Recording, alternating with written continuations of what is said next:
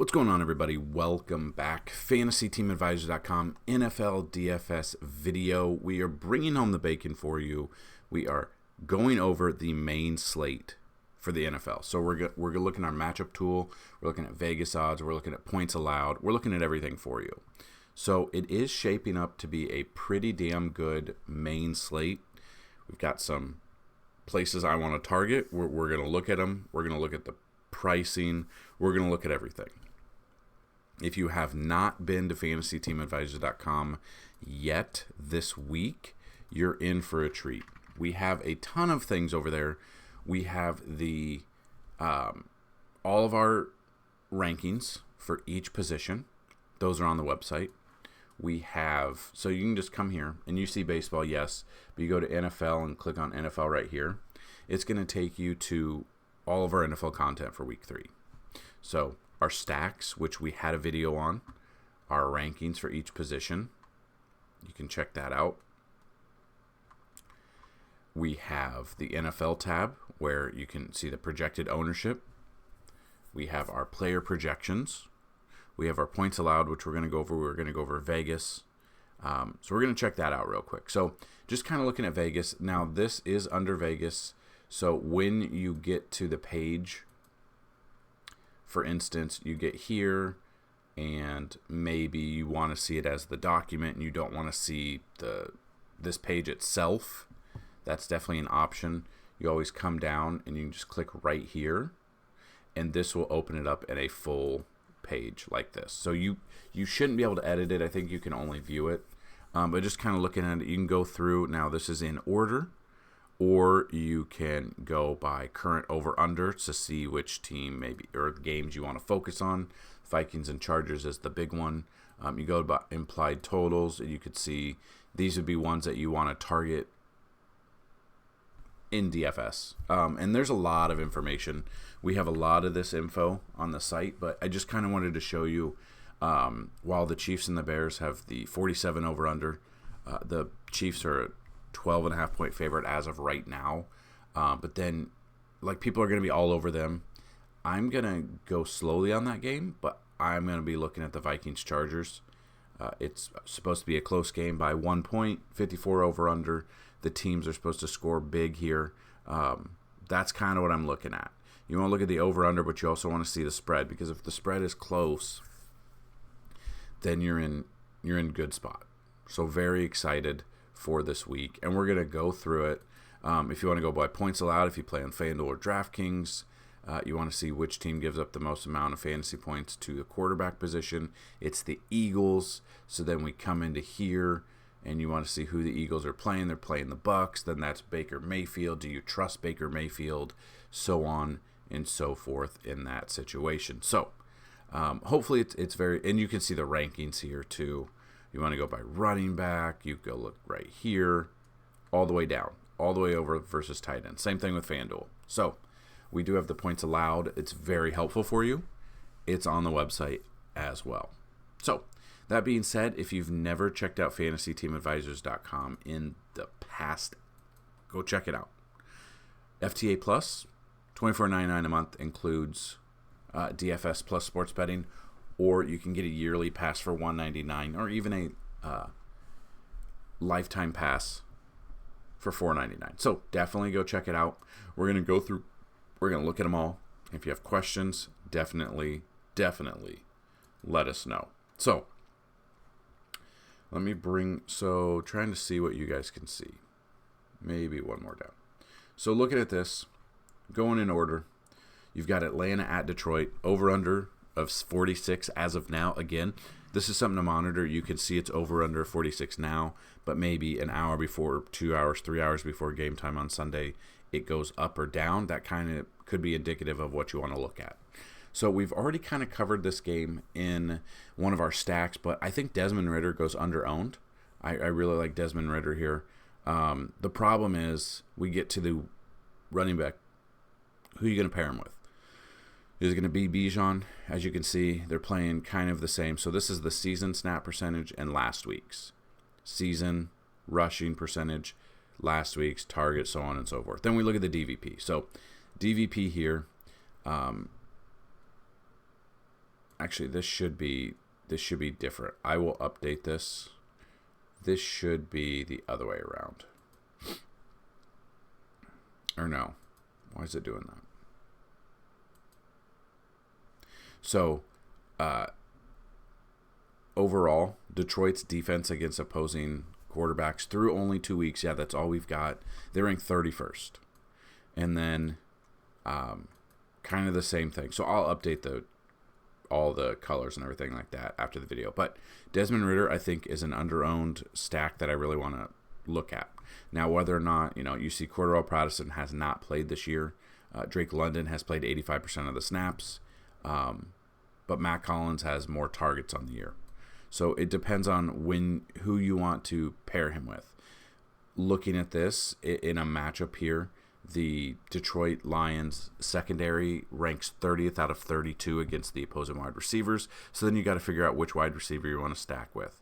I'm looking at Drake London again. I know had a down week 1, had a good week 2, and then so on and so forth. So you can kind of look at this, go through, and for instance, now there is the Storm Ophelia. I don't know if that's going to affect any of these games. So that is definitely something to monitor throughout the day. But looking at this, you want to look at Drake London here. No, nothing here. Good game here. So we see Drake London. Then we can see, let's just go wide receivers. Matt Collins, game logs, about the same. He's getting about, obviously we'd love to see double digits. So he'd be a cheap option at 3,500. Hodge hasn't done a thing yet. So what I'm focused on in this matchup probably be Desmond, probably Bijan, Drake London, Kyle Pitts are the ones that I'm looking at. In the next game, or in the same game, Detroit, Jared Goff makes a great option. I believe David Montgomery, is he officially out? Let's see. He's doubtful. So that brings up a boost to Jahmyr Gibbs, who's underpriced because Montgomery was still on there when the pricing came out. So Gibbs has not been utilized to his full potential. I feel like this is a game that he could be. He's going to be involved in the running game and the passing game. Looking at this, DraftKings, they're ranked 14th against the run, so you can see that. But against the pass, they're 22nd. That's against wide receivers, but being in the passing game, they said they want to use Jahmyr Gibbs as a possible slot receiver as well, which would be perfect. It's exactly what we'd be looking at out of a stack with Jared Goff. So I love me a Jared Goff, Jahmyr Gibbs stack. And then it comes down to which wide receiver are you looking at. So obviously, Amon-Ra is questionable. See if there's any news. He was a full participant on Friday. Fully expect him to play. This is pretty much what we're expecting out of him. I would be definitely looking at a Goff, Gibbs, Amon-Ra, and then I love Sam Laporta here. But if you want to go off of Amon-Ra because he's so expensive, is it Josh Reynolds? Is it Marvin Jones? It's probably Josh Reynolds. He is questionable as well, though, but he was also a full participant. So looking at the matchup, he had a fantastic game, 2 touchdowns in week 2. I think people might chase a little bit, but he's very cheap if you're going with a Detroit stack in this situation. Next game, Tennessee at Cleveland. We've got an over-under of 39.5. It's very low. Looking at this, it's second to last. It's not a good game to target. In that game that I would look at, Tannehill. That's it. Yeah. I don't want to, there's really nothing I want anything to do with. Flip side of that, Cleveland. I think everyone's going to be off of Cleveland, or at least Deshaun Watson, due to how bad he was. He doesn't look good. Whether or not obviously we know him as a person off the field, but on the field, he's 6,100. He's got a good matchup. Didn't do much. I mean, 235. We're used to Deshaun Watson put up 300 yards a game. Touchdown, interception. Is running a little bit and is facing a Tennessee team that is ranked 30th against opposing quarterbacks. So that's always a plus there. And it just depends on who you're going to pair him with. Now, everyone and their mom's going to be on Jerome Ford. He's very cheap. He's the RB1 in this backfield right now. 4,800 and 5,600. He will be very chalky. That is the problem here. But then we look at, if you're using Deshaun Watson, who are you using to pair him with? So let's just take a gander. Let's just look at this game here.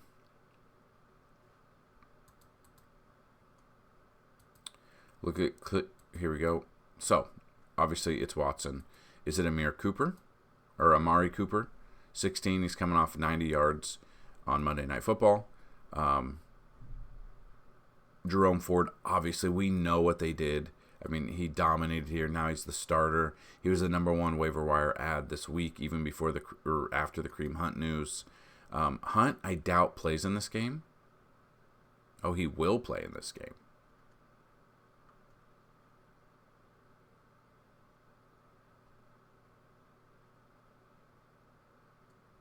So he's not going to be the starter.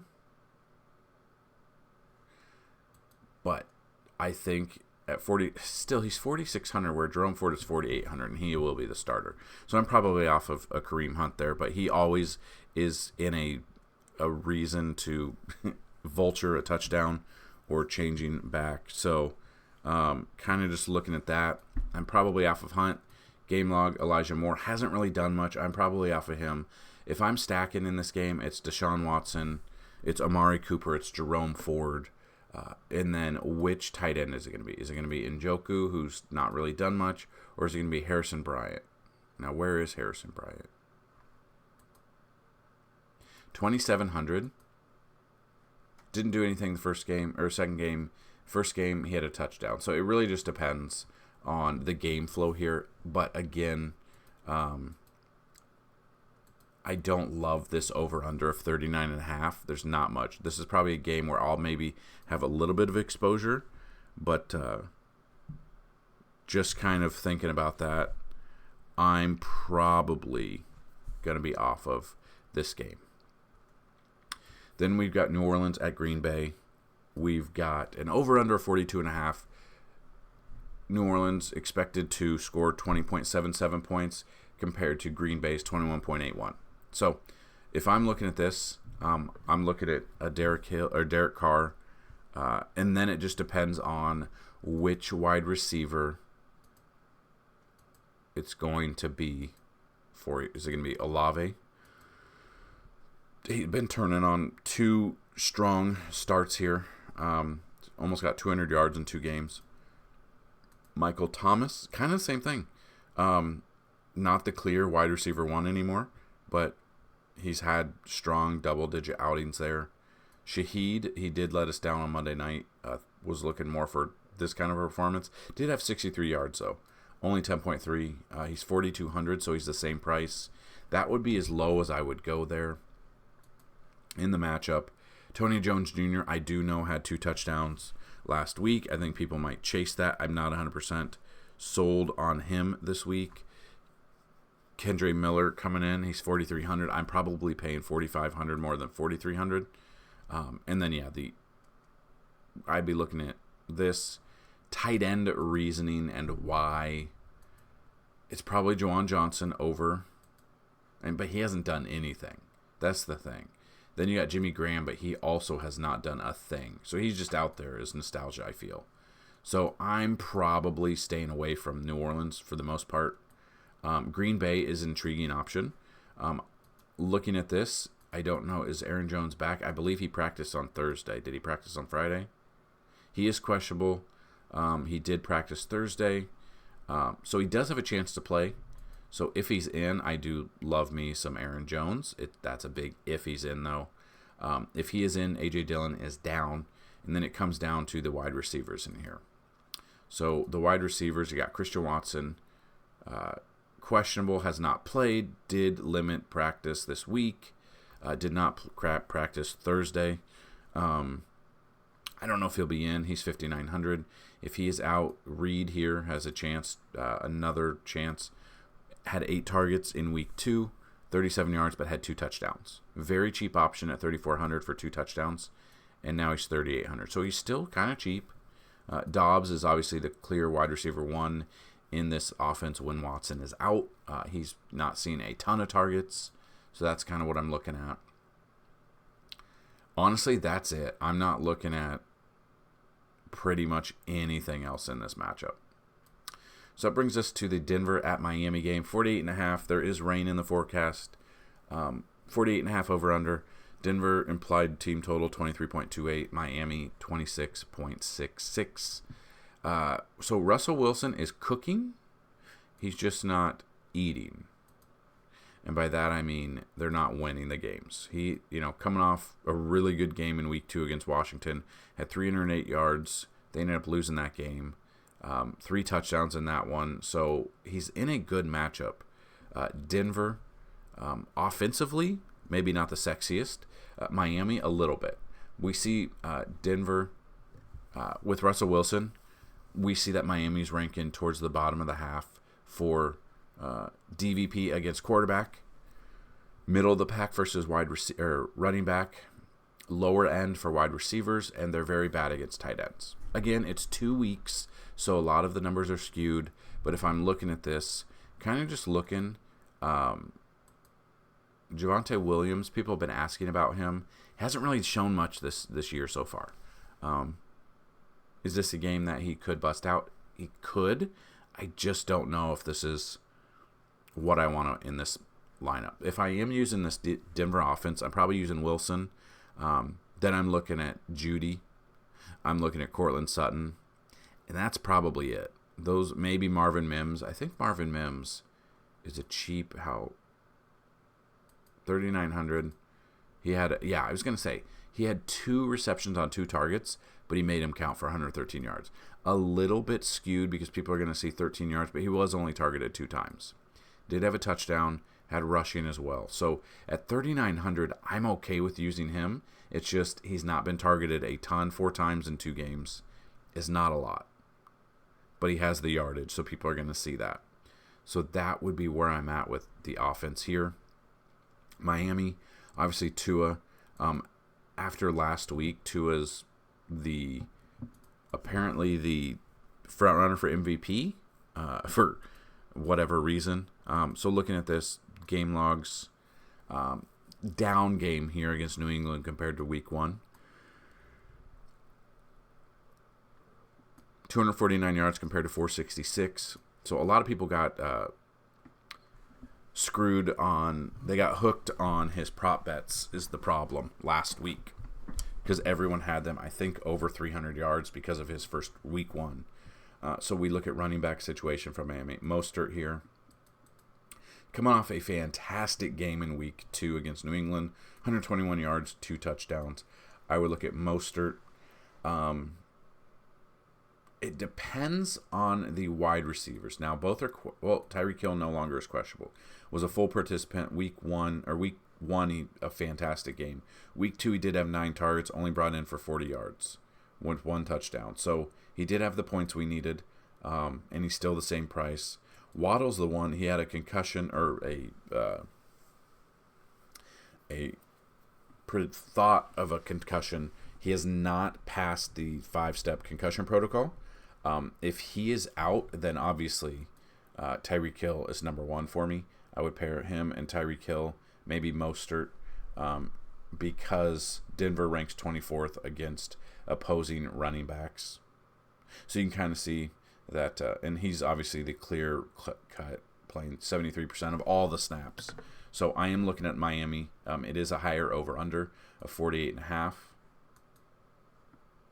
You can kind of see that's the second highest priced game with the over-under, so I'm definitely looking here. If Waddle's out, I do love me some Tyreek Hill, Raheem Mostert, and a Tua stack in this one.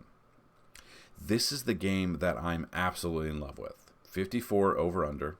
26.74 projected points for the Chargers, 27.26 projected for Kirk Cousins in Minnesota. So I think everyone and their mom's going to be on Justin Herbert at 7,500 on DraftKings, where we could save a little bit on both sites for Kirk Cousins. But I will have exposure to Herbert, Keenan Allen, again, and if you've watched the stack video, we kind of talked about this a little bit, but I do like some Herbert. I do like Keenan Allen, Mike Williams. If you don't want to pay up that much, Josh Palmer.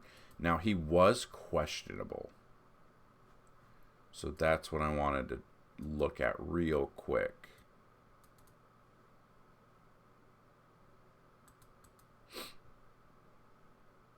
Well, he missed it, so he 3,300 game logs, hasn't done much, but if you want to get under the field on this one, 3,300, I'm okay with Josh Palmer. Obviously, the number one's Keenan Allen, then Mike Williams, but I would look at that. And then a Gerald Everett kind of pick is what I'm looking at. So when we do stacks, and we mentioned this before, this would be where we do a stack. I'm doing a game stack on this one. I'll have a game stack of the Chargers, and then you bring it back with, a Justin Jefferson or Jordan Addison or a TJ Hawkinson. A bring back is you have your main stack here, and then your secondary stack is a bring back stack of like I said, Jefferson and Hawkinson, or Addison and Hawkinson, Osborne and Addison. Really just depends on what you want to bring it back. What you think the game script is going to say should be a very close game. I don't know if I trust Madison enough, and they just traded for Cam Akers, but Cam Akers seems like he's going to be out this week. So Madison is that clear-cut number one, but he hasn't proven himself as a number one back yet. So in this situation, I do have a Charger stack, and then bring it back with one or two of the Minnesota. Flip side of that, absolutely love me some Kirk Cousins here. Then in that situation, which wide receivers are going to be? So Jefferson coming off back-to-back great performances like we mentioned in the stack video. And you can see right now that overall, the Chargers defense is the worst overall. Then you break it down a little bit. Against the quarterback, they're ranked 17th. Against the wide receiver, they're ranked 21st. Against tight end, they're ranked 13th. So this should be it should be, on paper, should be a very high-scoring game. We kind of saw the same thing with the Chiefs and the Jaguars last week, and it didn't work out. I think this will be working out. So love me this over-under 54. We'll have exposure to both sides of the ball in this game. New England at the New York Jets, 36.5 over-under. It's the lowest scoring game. I really don't want much to do. If I'm probably looking at Ramondre Stevenson in here. That's probably it. New York Jets situation, I don't trust anything. I don't trust Zach Wilson. This should be this feels like one of those just going to be a field goal game where it's just the kickers. So I'm not focused on this. I'm probably just completely fading this game and moving on. So that brings us to Buffalo at Washington. Josh Allen, I think people are going to be back on him. I think he's going to be very expensive, but for good reasons. I'm definitely going to have him in some exposure to him. So 43.5 over under. Buffalo implied team total of 24.16. Washington implied team total 20.77. So they are underdogs. We are kind of looking at that. That brings us to this game, though. And what do we want? Again, there is weather concern here. This is the tropical storm. I think it's a tropical storm. We're seeing that and we saw it with baseball on Saturday. The Braves at the Nationals, they had already postponed the game on Friday night or very early Saturday morning. Whether or not the storm is still going through, that's the situation we need to look at, because I don't know now we know that NFL likes to play in rain and stuff like that, but obviously they don't want their fans traveling if there's a big storm coming through, so this is something to monitor. Same thing with New Jersey. And luckily it's at noon, so we'll know a little bit more moving forward. So kind of looking at that. Matchup-wise, I would look at Josh Allen. James Cook absolutely cooked in week 2. So if we look at this, he had, what did he have, 150? 123 yards and 4 receptions, had 22.9 at 6,100. He is now only 6,400. And we look at this, I do like him. And then it brings it down to wide receivers. The only two I really trust are Stephon Diggs and Gabe Davis. And then we do have the tight end situation, Kincaid or Knox. Looking at Kincaid, he's younger, obviously, hasn't done double digits yet. Knox, I believe he had a touchdown. Yeah, he had 1 touchdown, but he only had 10 yards in that game. So for whatever reason, it seems like Josh Allen just has not trusted his tight ends like he has in the past. So that makes me just look at Josh Allen, James Cook, and then a combination of Stephon Diggs and Gabe Davis. And if you want to bring back Terry McLaurin probably, or Jahan Dotson.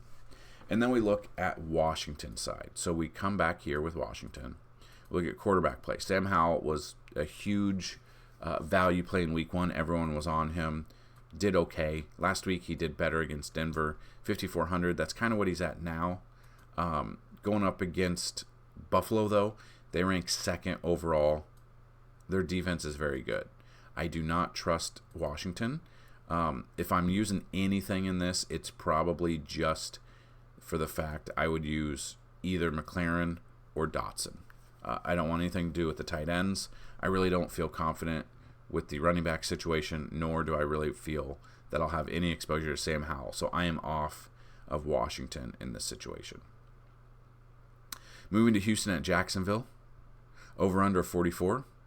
Houston implied team total of 20.95. Jacksonville 25.64. So it's supposed to not even be a close game here. Houston-wise, CJ Stroud, what are we going to get out of him?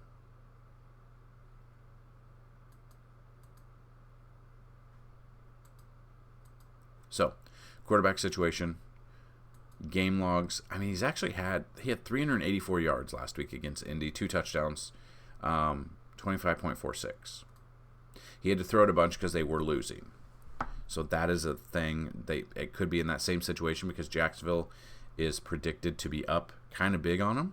So I could see that as a situation. But then who do you trust him to throw it to?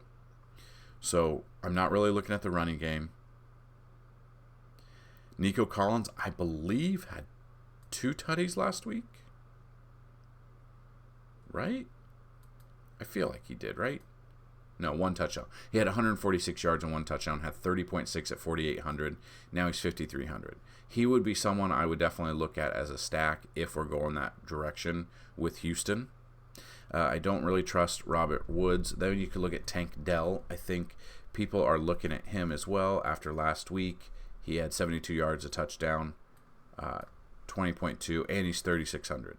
So you could go a Stroud, Dell, and possibly Nico Collins. Probably the only thing I want in this game. I don't want the tight ends. I don't really feel confident about the running backs. So in this one, it would be Stroud and then look at his tight ends. And then the flip side of that, you could bring it back with a Calvin Ridley, a Christian Kirk. So let's look at this at Ingram. Flip side, we've got Jacksonville. We know that Trevor Lawrence was one of my favorite quarterbacks last week. Did nothing. Absolutely shit the bed for us. 216 yards. Just terrible. People might be off of him because of that. I kind of like him in this situation. Problem is Houston's defense against the quarterback this through the 2 weeks is they rank 4th. So there's only 3 other teams that are better than them. They are very bad they're dead last. Houston's run defense is dead last against opposing running backs. So then that brings us to ETN. Game log, another one. He let us down last week. I think people will be off of him because they were down, so they had to start throwing it. If they're up like they're thinking, this could be more of a week 1 type game out of him at 6,900. I don't mind that at all. People on Bigsby, I don't want anything to do with Tank Bigsby. I feel like you're just throwing your money away if you use him. This is one that Calvin Ridley let us down, let everybody down. Only caught 2 of 8. He did have a touchdown, I believe, called back because he didn't get his foot in, but he is still, his targets are up. So that's definitely something. He didn't have a good week 2, but his targets are up. I would definitely look at Ridley. Christian Kirk had a really good game. Had 14 targets last week. 14 is an absolute ridiculous number. At 5,400, you were saving almost 2,000. I mean, I love that matchup for him. The problem is Houston's secondary against wide receivers is second overall. So they're very good against wide receivers. That is something to keep in mind as well.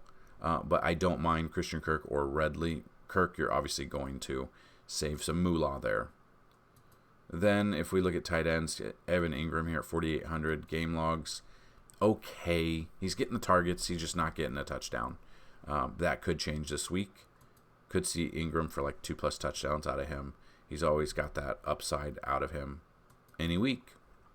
So Indy at Baltimore is the next one. Over under 45. Indy 21.55 versus Baltimore. Quarterback in this one is going to be, where's the game? There it is. This is what we got. We got Gardner Minshew. We got Minshew Mania coming in this week. He came in last week. Didn't do too bad. Wasn't in the game a lot, but did have a touchdown. Cheap option at 5,100. I don't mind that. So looking at Minshew, his matchup here, Baltimore's basically in the middle of the pack. 15th overall, giving up an average of 206 to opposing quarterbacks on the year. But overall, their defense is ranked 8th. So that is something, or overall, it's ranked 10th. So that is something to look at. I don't know how much Minshew I'll have. Running backs, Zach Moss, I think will be very popular this week. He's coming off 88 yards, a touchdown, targets, receptions, 20.7, and he's 5,500. I could see him being overutilized in this one. Wide receivers, I don't know what we're going to get. It's Pittman is obviously the wide receiver one. Coming off, first week. He's getting the targets, though. 23 targets in 2 weeks is... He's if he can haul him in for more yards than this, the volume is there for him. At 6,200, I don't mind. You've got Downs, Josh Downs here. I wouldn't use him. Pierce, I wouldn't use him. Isaiah McKenzie, I wouldn't use him either. So it's basically in this matchup, it's Minshew for a cheap option. Pittman is probably what I'd look at, and Zach Moss is probably what I'd look at. Tight end wise, it's they've got like 4 tight ends that they use, which always sucks. Granson is the guy they're utilizing the most, but he's not doing much with it. He did have a touchdown last week, but that it just depends. I'm probably off of Indy, not 100%, but not a ton. And then Baltimore. On the other hand, you can see that Indy's defense has been shredded this year so far. Have not looked good against quarterback, running back, or wide receivers. So I could definitely look at a Lamar Jackson stack here. We just got to get him involved more. Just got to get his points up. Really good game in week 2. Terrible week 1. 237 yards, had 2 touchdowns. He is running the ball. We know he's going to run the ball. If it's rainy, he could run the ball even more. At 7,700, quarterback situation, he is third highest price. That's the only problem here. But we look at this running back situation. Gus Edwards had the touchdown last week, only had 62 yards. Justice Hill is out. That's wild because every time he gets an opportunity to be a starter, he gets hurt every time. So now they brought up Melvin Gordon. Game logs, he has not played this year. This one, I still don't like he's 4,400, but he could be a sneaky option. Melvin Gordon for value could be a sneaky option this one, especially if it's raining. They're going to run the ball and they're expected to be up. Everyone will be on Gus Edwards. You could pivot to Melvin Gordon. I think he'd feel okay. Wide receivers, Beckham is out, so we've got Zay here. I don't mind him at 5,400. Rashad Bateman. He hasn't really done much this year. Beckham's out. Aguilar, Didn't even realize he's still playing. Had a good game in week 2. 63 yards, 1 touchdown in week 2. At 3,200 value, could be sneaky here. So in this situation, I'll have a little bit of Indy. I'll have a little bit of Baltimore, but I'm not in love with it. Then we got Carolina at Seattle. Bryce Young is out, so Andy Dalton is in. 4,900, he's cheap. We kind of know what he was able to do the past few seasons.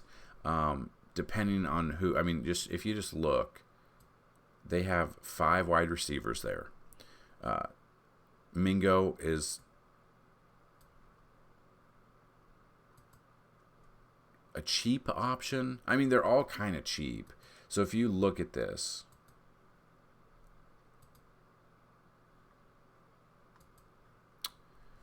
Thielen is 3,900, Shark is 3,800, Mingo is 34. I mean, they're all there. Obviously, Adam Thielen's the wide receiver 1, coming off a fantastic week 2, 54 yards, 1 touchdown. He would be an option. I would pair up with Dalton. But just kind of looking at this, Hayden Hurst is another one, but you've got Miles Sanders, but he's not. I mean, if you do look, Seattle's ranked 30th against the running back. So if you're off of people, Miles Sanders is here.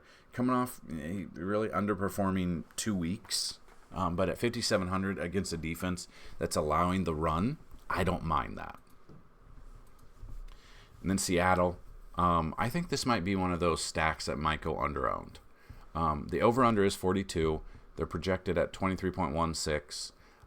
Geno, Kenneth Walker, Metcalf, or Lockett, I'm okay with. Those would be what I look at. I'm not looking at the tight ends. I'm not really looking at any other wide receivers in this one. Then we got Chicago at Kansas City. This one's a 47 over-under, but we can see that they expect Kansas City to be up big and then probably run it. So it really just depends on which people you're going to be looking at. But in that same instance, on the flip side, if they expect them to be up that high, Justin Fields needs to start being who Justin Fields is. They need to stop the stupid game plan of him being in the pocket. He is not a pocket passer. He is get out of the pocket, either throw the ball or run the ball. This situation just feels like everyone's going to be off of Justin Fields because of how bad he was. I feel like we can take advantage of this. Justin Fields coming off of, I mean, in middle of the pack, 211 yards, not much, but had 2 interceptions. But he's forcing it because he's in the pocket.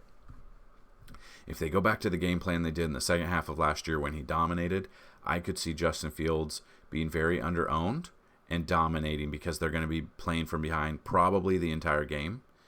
I would look at Kansas City for sure here. I would look at Justin. I want to target this game, but I kind of want to target it on Justin Fields' back. And then it honestly depends on what wide receiver info you're going to get, who's going to do what. So DJ Moore's obviously the number 1. Coming off a good game here, 104 yards. I love me a Justin Fields, DJ Moore connection. So we kind of look at that. Overall, Kansas City ranks 11th against the running back situation. So I'm probably not looking at running backs for there. I would look probably Justin Fields, DJ Moore, and I guess it might come down to tight end of Cole Kmet. Hasn't done much, though. That's the problem. Flip side of that, Kansas City. Obviously, we know Travis Kelce is probably going to be the number 1 target. Didn't have a huge game last week, only 26 yards, but had 9 targets for a touchdown. I think he comes back stronger in this one. This feels just like one of those vintage 2+ touchdown Kelce games here. Wide receivers, Tony is questionable. Let's see. He can't stay off social media. We were all over him last week. 5 targets, only 35 yards, which is crazy because he caught all 5 targets. So his stone hands went to not stone anymore. He just didn't do anything with it. Then you got Sky Moore. Had a very good game there. Only 4 targets, about 70 yards and a touchdown. Could be another one of those. A Mahomes, Moore, Kelce type stack, I'm okay with. Now, looking at that, I think that's going to be very popular. It's very expensive. That's the problem. So it is very expensive, and they're expected to be up big. So you're going to have to. The problem with Kansas City is they have so many options to throw to. You never can nail it down outside of Kelsey. So looking at that, I kind of I'm going to go be above the field on Justin Fields and DJ Moore in this one. I have a good feeling about this game. But I will have exposure to Kansas City as well. And then we've got, let's see, Dallas at Arizona. 43 over-under, so kind of lower on the lower end. 26.73 points projected for Dallas, 20.48 for Arizona. So Arizona's actually been putting up some fights, but this one shouldn't even be close, I don't think. Obviously, Cowboys took a blow this week on their defense by losing Diggs for the year, but that's still not going to affect Dak. So let's just take a look. We know what we're getting out of him. Game logs, not a good game in week 1, only because they were up so big from the defense. He didn't have to throw the ball. Threw it 38 times against the Jets, 2 touchdowns, 255 yards, 19.6. I feel like he's going to do more than that. He's the same price going up against Arizona. And we look at Arizona, their defense ranked 25th out of 32 against the opposing quarterback. Then it brings us to Tony Pollard, who is my number 1 running back on the week. Coming off 2 good games. Would love to see more, obviously, yardage here, but he's involved in the passing game as well. So if you look at the matchup, they rank 28th against running backs and 9th against wide receivers. So then it comes down to which wide receiver for Dak will come through. Is it going to be Lamb, but he's expensive? Cooks is a cheaper option, but I don't trust him. But my thought in this game is I do love me some Dak. I love Pollard.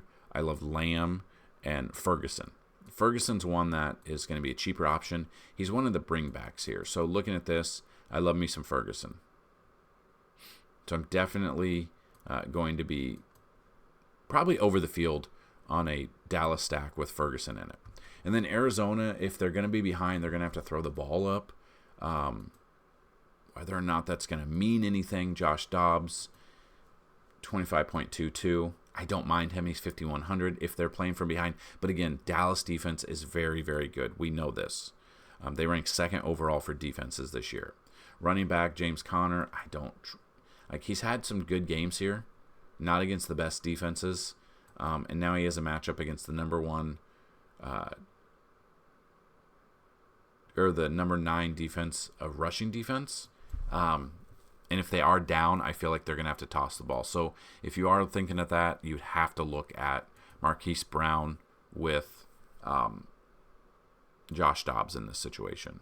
But I will be all over Dallas. And then if you want to do a bring back, I don't mind Zach Ertz as a bring back option if you are doing a Dallas stack here. Then you've got the this is the Sunday night game, which we will cover. We will cover this. Actually, I need to update this. I accidentally copied the same one. So this will be the Sunday night game, and then we have 2 Monday night games that we will cover. So we've gone over the main slate. We've gone over the matchups and everything like that. If you have questions, comments, or concerns, let us know. If you like this video, definitely let us know. Hopefully this gets more views than the baseball video for Saturday got, which was very low, and I don't understand what's going on. But that being said, that's what I've got in this video. If you haven't already, check out the stacks video, which I will link here at the end here. And we'll look forward. Don't forget, that's what I forgot. Do not forget, we have that DraftKings League, $10 a week. 200 available spots. We only had 4 lineups in there last week. So let's get more in there. I would love to see that fill every single week. So good luck on week 2. Let's bring home some bacon. Peace.